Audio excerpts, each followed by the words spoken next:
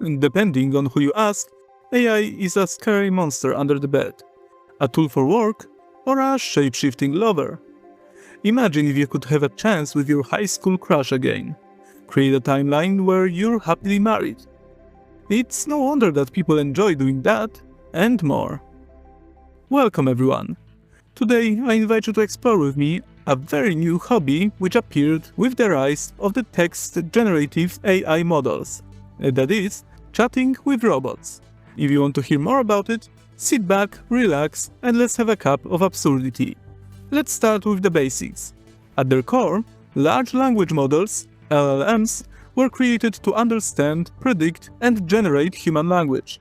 They're built from monumental sets of training data.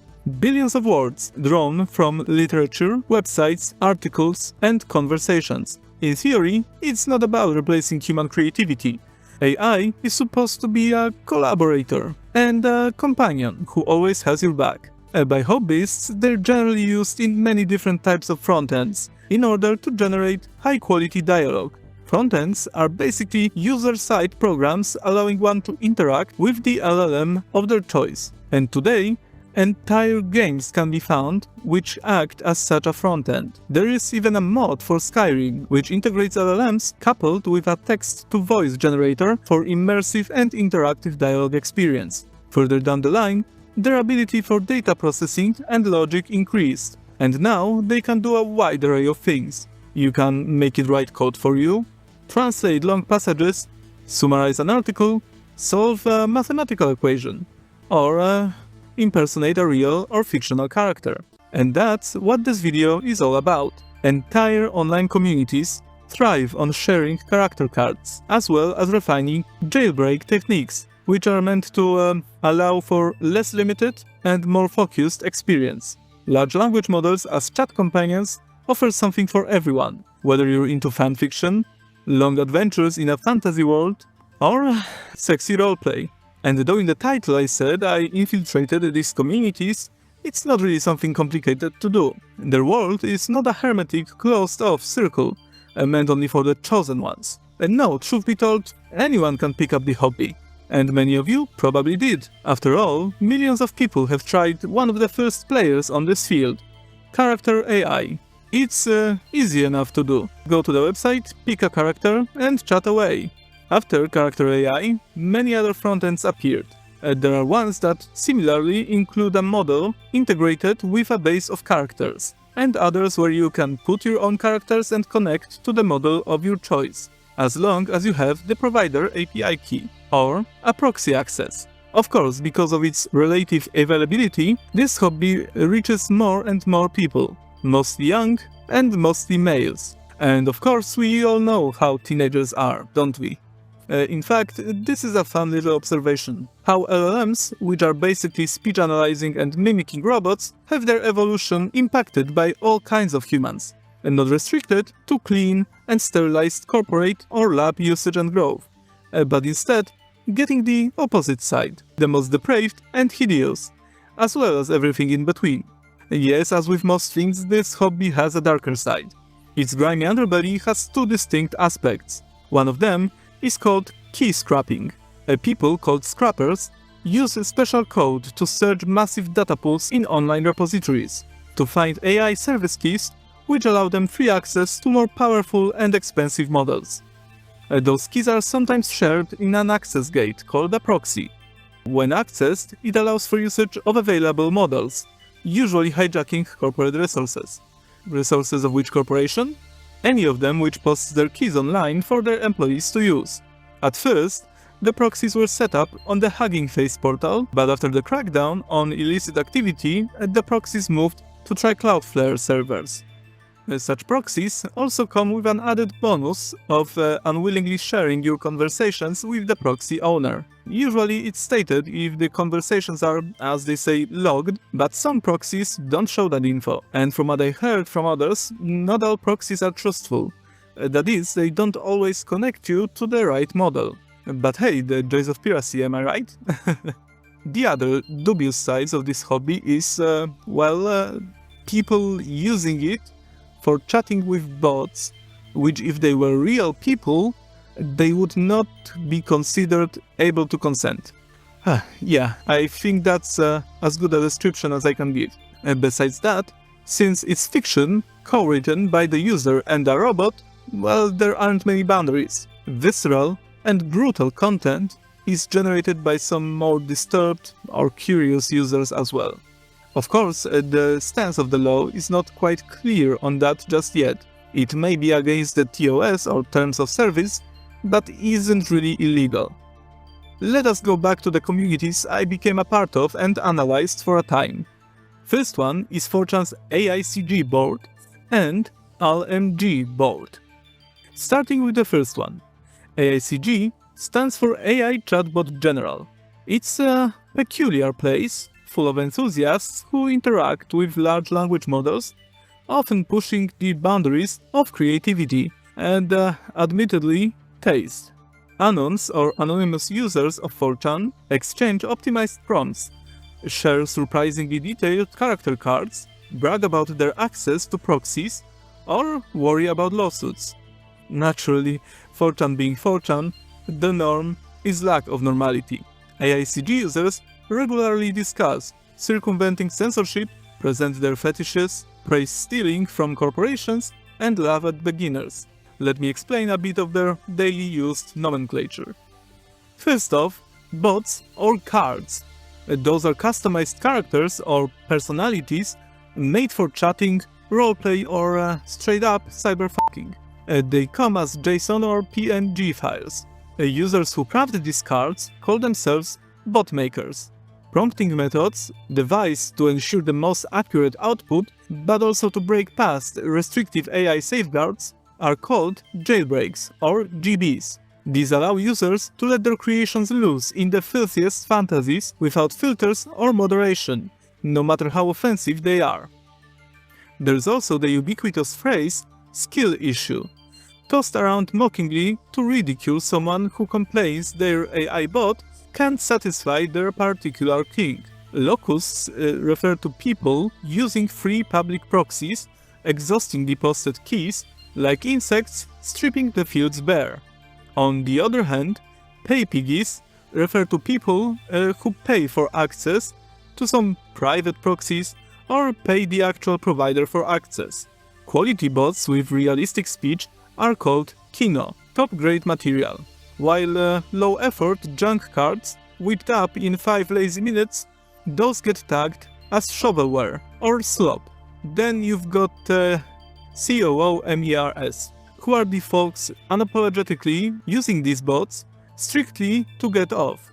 Slow burn bots are made for long sessions, building tension over time by dialogue and interactions, before finally giving users the payoff, the nature of which I'm sure you can imagine yourself. I guess that's enough about slang. By now you probably know what kind of a community we're dealing with. Loud, obnoxious, and morally dubious at best, but as it often happens, strangely loyal and sometimes even empathetic. When they spoon-feed, that is, give detailed instructions on how to use the AI or solve related problems. Compared to AICG, LMG is a bit tamer, apart of course from the typical 4chanisms, because its users aren't fighting for finite resources, that is scrapped keys, and have no need of circumventing censorship. You see, LMG stands for Local Models General, that is, the AI models like a llama that can be run on a powerful enough PC, or an entire rig like the one for mining bitcoins. Anyway, this community consists of more technologically literate people, as the setup and use of local models require quite a bit more knowledge and ability. Their nomenclature is quite similar to AICG, but they have some notable phrases like Vramlets, who are the people with 2-week video RAM memory, to run the models they want. Of course, the largest and most advanced models require setups of hundreds of gigabytes of video RAM. The text-gen AI first appeared on 4chan in 2022, with the appearance of Kobold, an early model, and soon after it was followed by mentioned before Character AI. Character AI gets updated and closes off NSFW content, which is of course met with 4chaners' resentment and wrath. And this not only prevents erotica being played out, but also lowers the overall output quality of the model. Then a few annals gather in an effort which in the future will result in creation of Pygmalion, an uncensored but quite weak model in January of 2023. At that same time, a first online repository of character cards was created at pygmalion.boru. That's how it all began. Through the years, new models appeared. First ChatGPT, then Claude, and most recently DeepSeek and Grok. Wars were fought and battles lost over access to these precious resources of refined roleplay material. Yeah. The entire history of this is, however, a topic for a future video. I mentioned before that the proxy owners basically stole keys from companies to actually use themselves and let others do it as well, right? Well, as you can imagine, neither the companies nor the USA federal government weren't too pleased about that. As you remember, AICG users relied heavily on free or cheap proxies to access premium and private AI services anonymously. Business boomed fast. Proxies were openly shared, accessed, bought and sold, traded like black market tokens. Then the storm appeared on a horizon.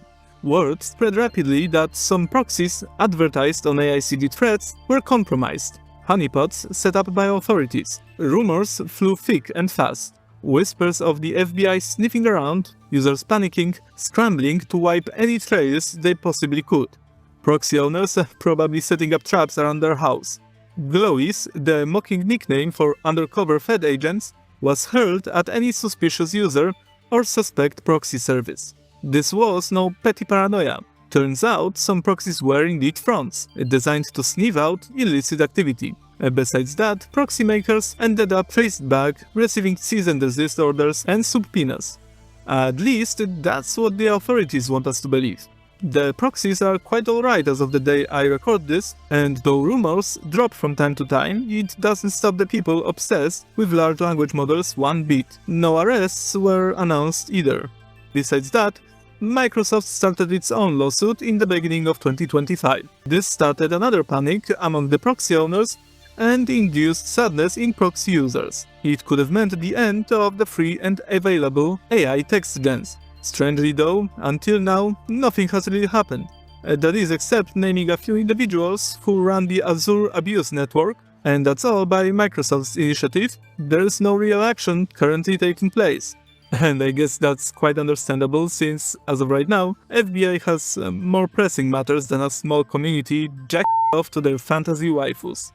Besides exploring 4chan, I also joined a small Discord server, dedicated to text-gen AI fans. Now, I don't want to expose anyone there since they're a very nice bunch of jackasses and jacklasses, so I will only describe them to you in a few sentences. They're racist, sexist, and all kinds of phobic, but are actually diverse, including people from all walks of life, from all around the world, of every nationality and skin color. They will call you names, and laugh when you call them names back. They will call you dumb, and then patiently help you understand. All told, Discord is a more curated playground. There's less paranoia about feds or honeypots, more camaraderie, a kind of chaos that's still messy but better arranged. When it comes to entertainment, large language models are a breakthrough, similar to the first video games, thanks to their ability to predict and mimic human behavior. And it's only a matter of time before they become faster, more intelligent, and capable of a multitude of tasks. I can already see it being used as NPC engines for games, ranging from RPGs to dating sims. Besides that, I'm sure there's another thing that's already on your mind. Robot companions. Androids made to look and behave like the characters they're supposed to be. Mark my words, the day when you can order a real-life, fully functional catgirl or catboy, physically and behaviorally fine-tuned to your exact expectations, is around the corner. And with that, we reached the end of this video. Huge thank you to everyone watching. I'm just starting with my channel, so any support is greatly appreciated. If you liked the video, give it a thumbs up and subscribe to my channel. I already have great ideas for the next videos and I promise you won't regret giving me a sub. Stay safe and absurd, and see you in the next video.